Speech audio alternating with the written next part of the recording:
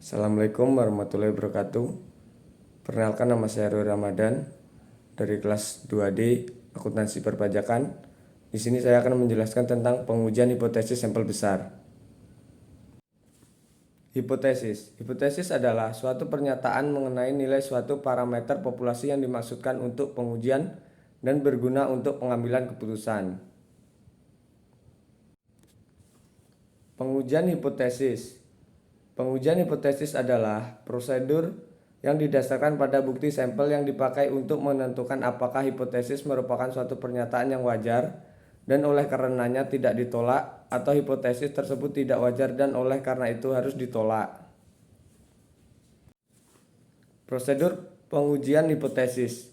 Pengujian hipotesis bertujuan untuk memutuskan apakah akan menerima atau menolak hipotesis berdasarkan data yang diperoleh dari sampel.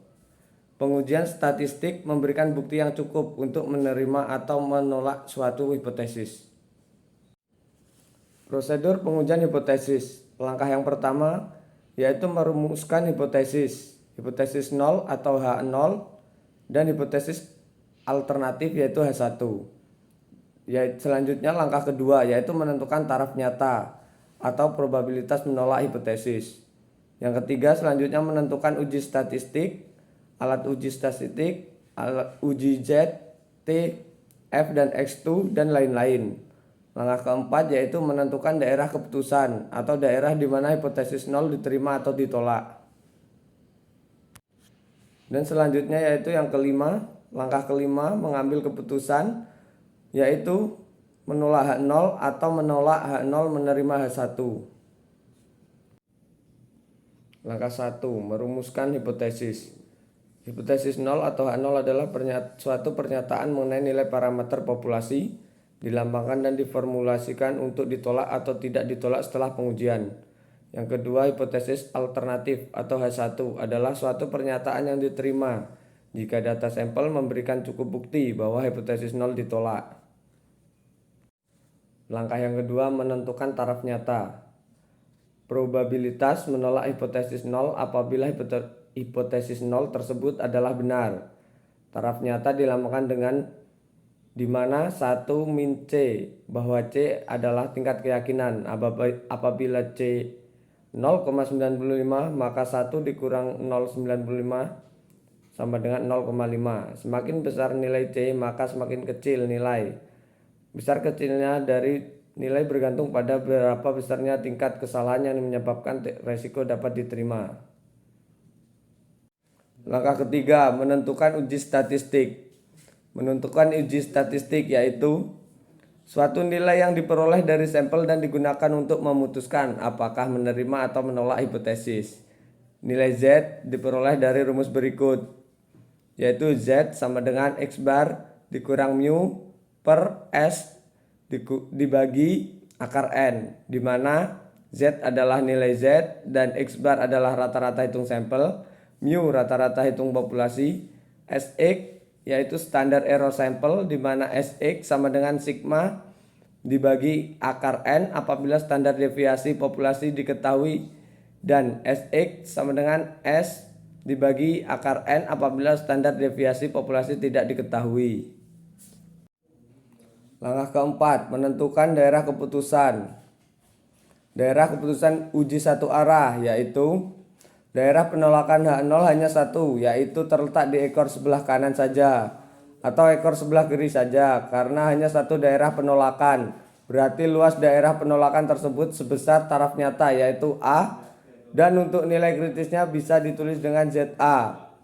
Sedangkan pengujian dua arah adalah daerah penolakan H0 ada dua daerah yaitu terletak di ekor sebelah kanan dan kiri.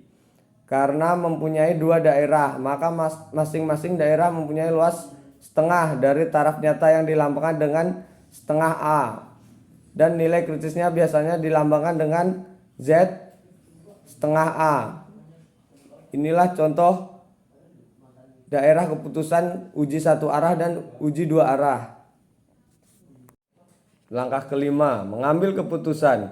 Berdasarkan metode yang sudah dilakukan sebelumnya, pengambilan keputusan dilakukan dengan cara menerima H0 atau menolak H0 dan menerima H1.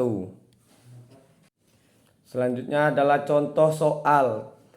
Perusahaan THV di Bandar Lampung mengembangkan sistem keamanan untuk menurunkan tingkat pencurian perusahaan, menekankan bahwa pencurian tidak boleh lebih dari 5 kali sehari.